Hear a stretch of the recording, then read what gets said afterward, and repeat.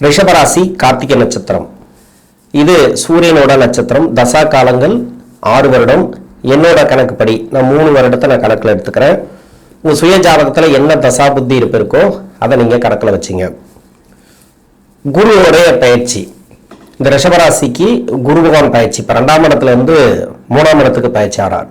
3ஆம் இடம் அப்படிங்கிறது கடகராசி. கடகராசியில் உச்சமாக போகிறார் இந்த குரு பகவான். ராசிக்கு 8ஆம் அதிபதினு சொல்லக்கூடியவர், 11ஆம் அதிபதினு சொல்லக்கூடிய குரு.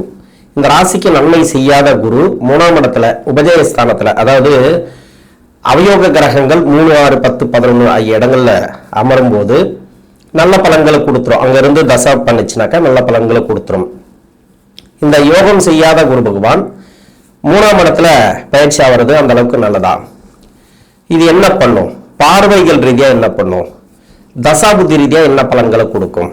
முதல்ல இந்த கார்த்திகை நட்சத்திரக்காரர்களுக்கு தசாபுத்தி ரீதியா பார்த்தோம்னால், என்னோட கணக்குப்படி நான் 3 வருஷம் நான் எடுத்திருக்கிறேன். 3 வருஷத்துக்கு பிறகு, அதாவது 3 வயசுக்கு பிறகு 10 வருடங்கள் சந்திர தசை, 3 + 10 13, 13 வயசுக்கு பிறகு 7 வருடங்கள் செவ்வாய் தசை. அப்போ 20 வயசு வரைக்கும் உங்களுக்கு செவ்வாய் தசை நடைமுறைக்கு வந்துடும்.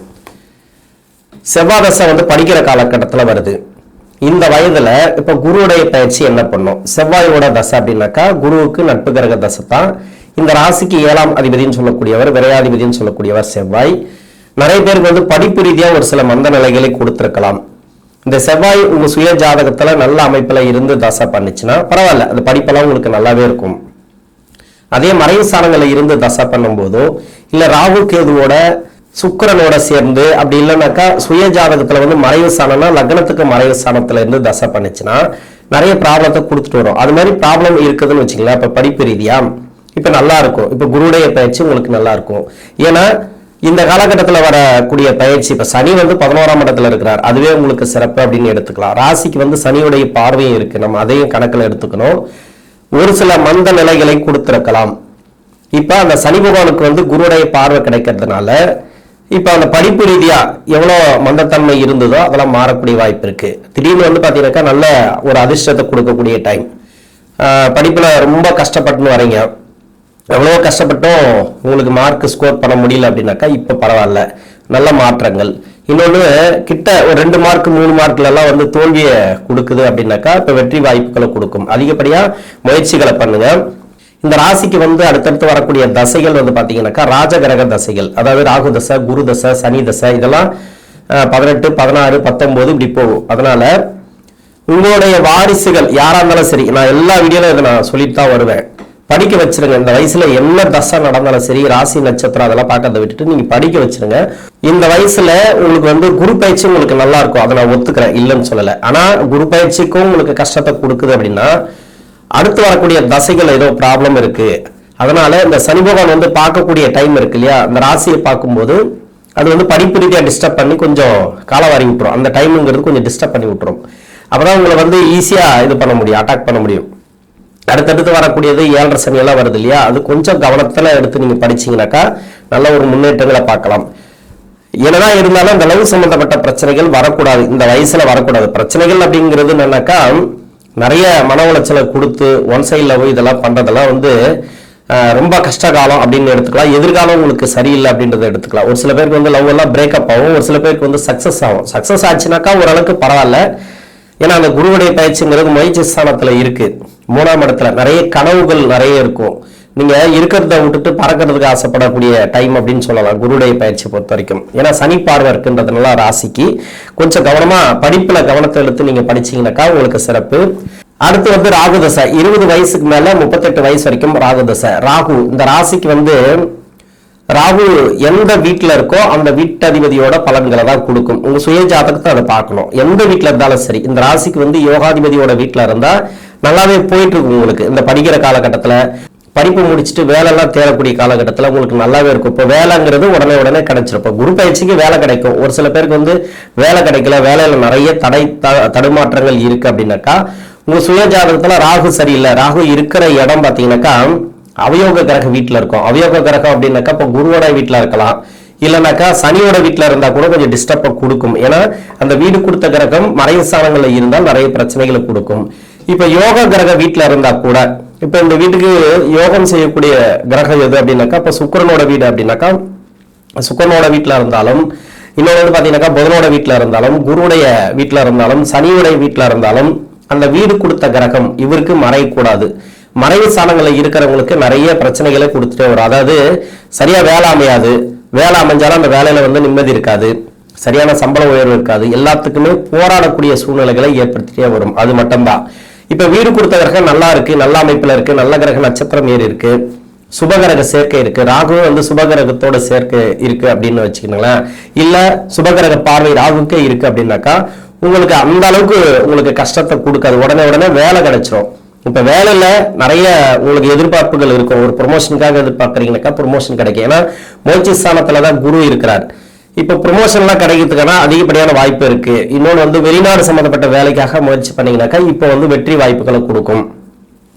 சகோதர சகோதரிகள் வழியில கொஞ்சம் கவனமா இருக்கணும். எதுவுமே எடுத்தவங்க ஒருத்தன் பேசாம இருக்கணும். இன்னொன்று வந்து சொத்து ரீதியான ப்ராப்ளம் ஒரு சில பேருக்கு இருக்கலாம். அதெல்லாம் மாறக்கூடிய வாய்ப்புகள் இருக்கு.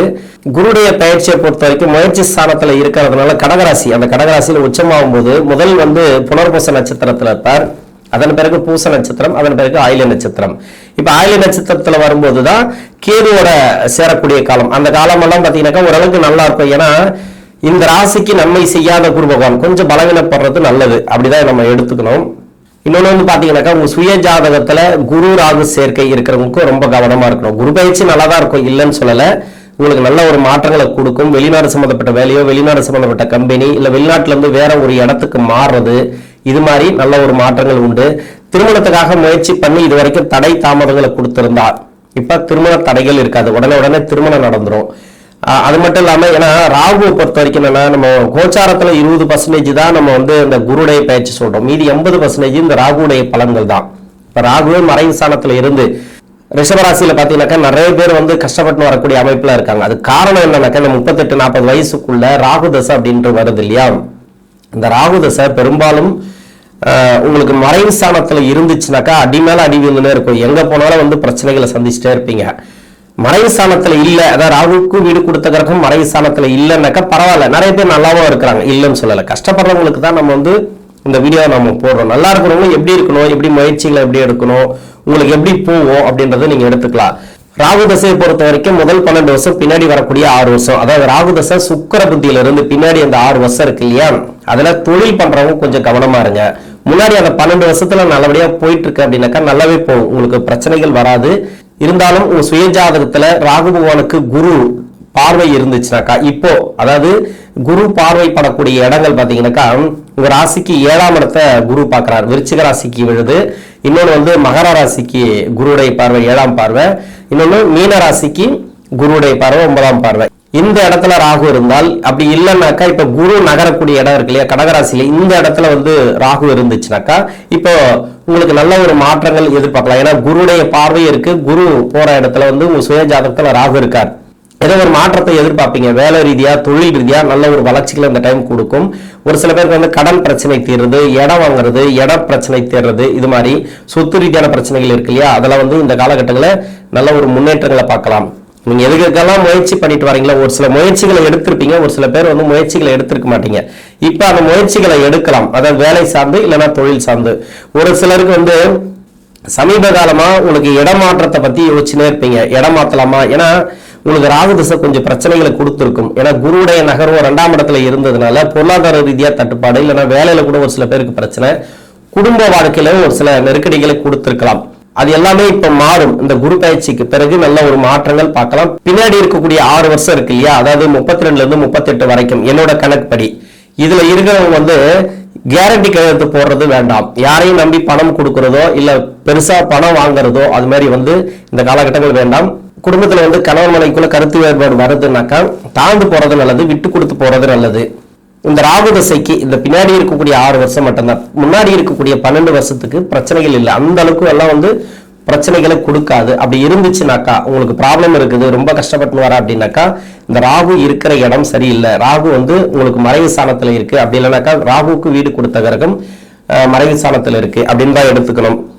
அடுத்து வந்து குரு தசை 38 வயசுக்கு மேல 54 வயசு வரைக்கும் குரு தசை. இந்த ரிஷபராசிக்கு குரு நன்மை செய்யாது. ராகு தசை கூட பரவாயில்ல அப்படின்னு சொல்லலாம். ஆனா குரு தசையில இருக்கிறவங்க நிறைய பேர் கஷ்டப்பட்டு வருவாங்க. ஏன்னா குரு வந்து 8ஆம் அதிபதினு சொல்லக்கூடியவர். ஒரு சில பேருக்கு வந்து 8ஆம் இடத்துல தனித்த குருவா இருப்பார். அவங்களுக்கு அவ்வளவு சூப்பரா இருக்கும், இல்லைன்னு சொல்ல. 8ஆம் அதிபதி 8ஆம் இடத்துல இருந்து ஆட்சி பெற்று தசை நடத்துறது சிறப்பு. ஆனா ஒரு சிலருக்கு வக்கரமா இருக்கலாம், ஒரு சில பேருக்கு வந்து ராகு கேதுவோட சேர்ந்து இருக்கலாம். சுய ஜாதகத்துல இருக்கிற இடத்தை பொறுத்து இந்த குருதசை நன்மை செய்யாது. இப்ப குருதசை போயிட்டு இருக்கு, ஆனா நான் ஏன் கஷ்டப்பட்டு வரேன் அப்படின்னு நினைச்சிட்டு இருப்பீங்க. குருதசையில எம்ப்ளாயா இருக்கிறது பெட்ரு. இப்ப வந்து இந்த ராசியை பொறுத்த வரைக்கும் தொழில் ஒத்து வராதுன்னு நம்ம சொல்ல முடியாது. லக்ன யோகரை பொறுத்து வேற லக்னமா இருந்து அந்த லக்னத்துக்கு வந்து குரு நன்மை செய்யக்கூடிய அமைப்புல வந்துட்டார்னா அவங்களுக்கு வந்து ஓரளவுக்கு தொழில் பரவாயில்லையா இருக்கும்.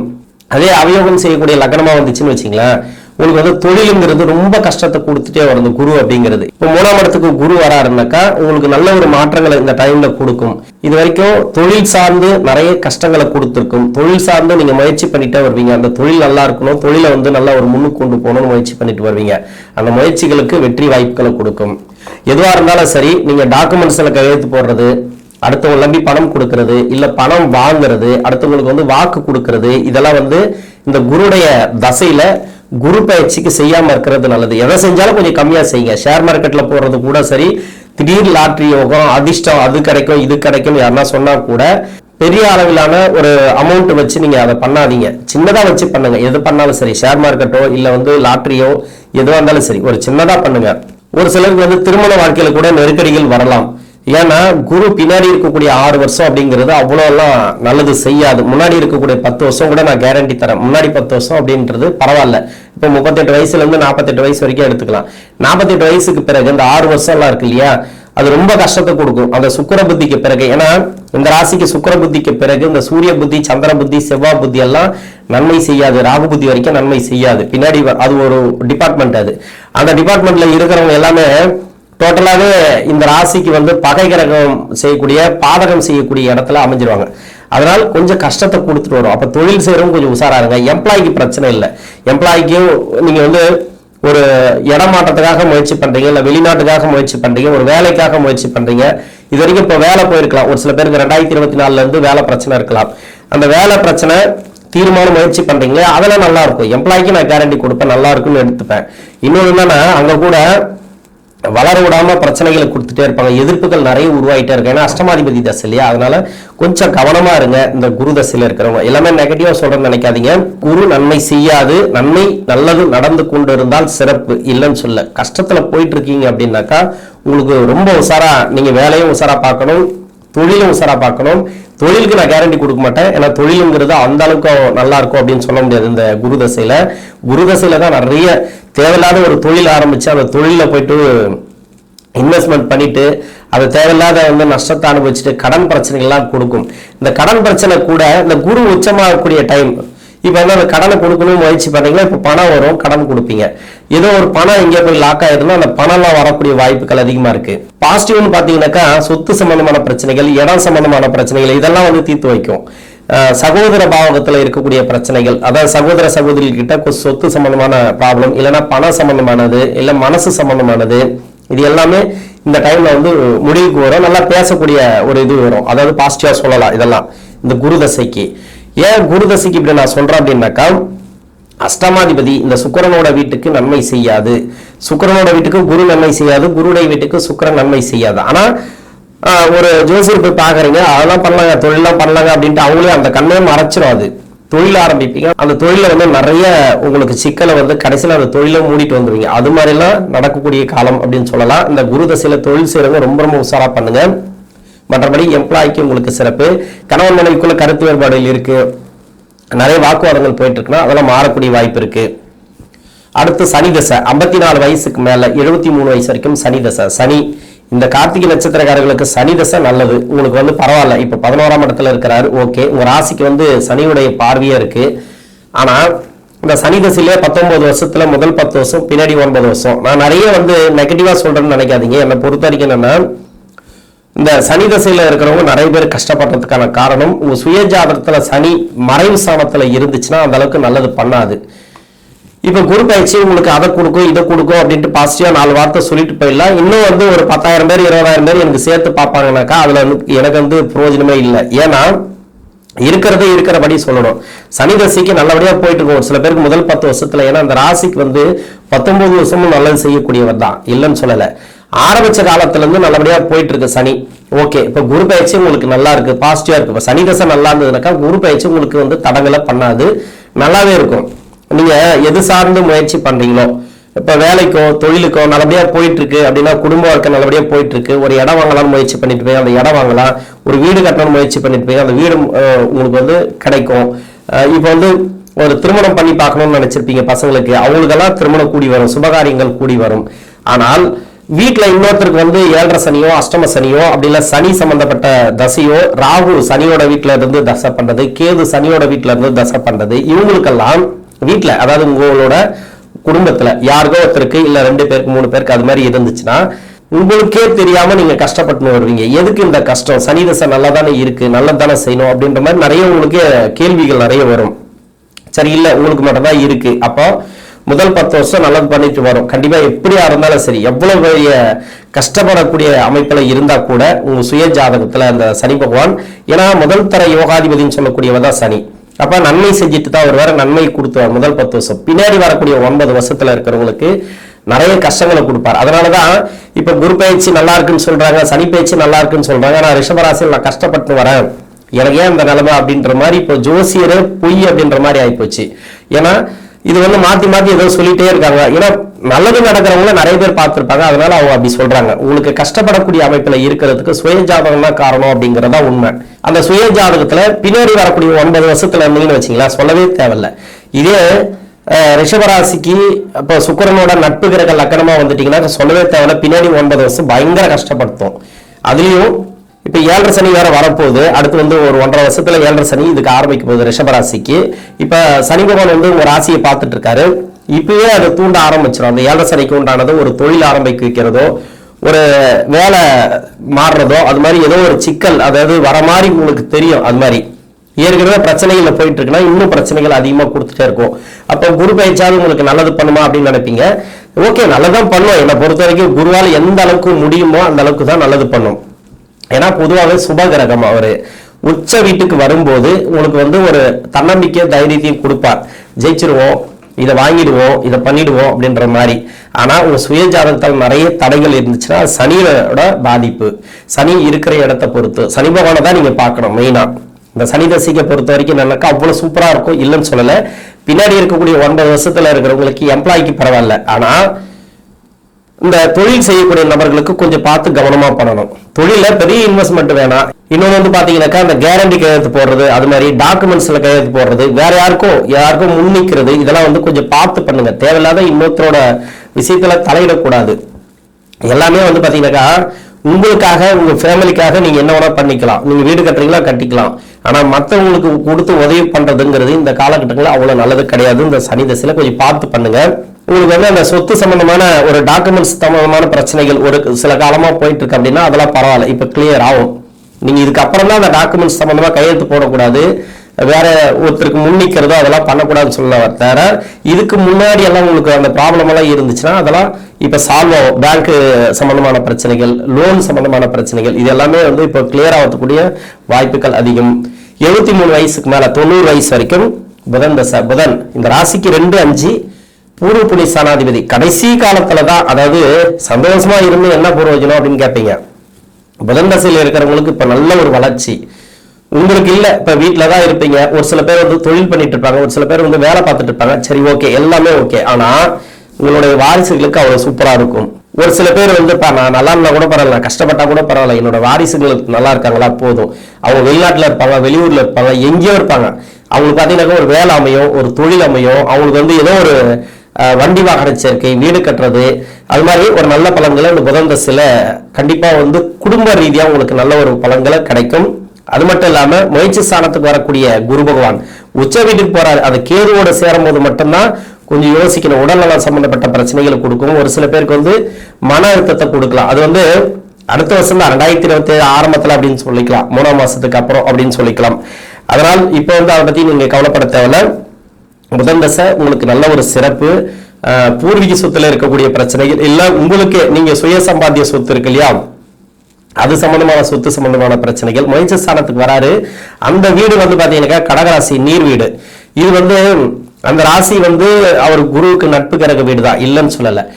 உங்களுடைய சொத்தை நீங்க பிரிக்கணும், அதாவது வாரிசுகளுக்கு கொடுக்கணும், அது சம்பந்தமா ஏதாவது முயற்சி பண்ணா இப்ப நடக்கும். இடம் சம்பந்தமான விற்பனைக்கு நீங்க யோசிச்சுட்டு இருந்தீங்கன்னாக்கா இப்ப அது நடக்கும். இடம் சம்பந்தமானது இது வரைக்கும் இடம் விற்க முடியல, பழைய இடம் விற்க முடியல, ரொம்ப நாளா ட்ரை பண்ணிட்டு வரேன்னா இப்ப இடம் விற்கும். இடம் எல்லாமே வித்து கொடுத்துருவார் இந்த குரு பகவான்.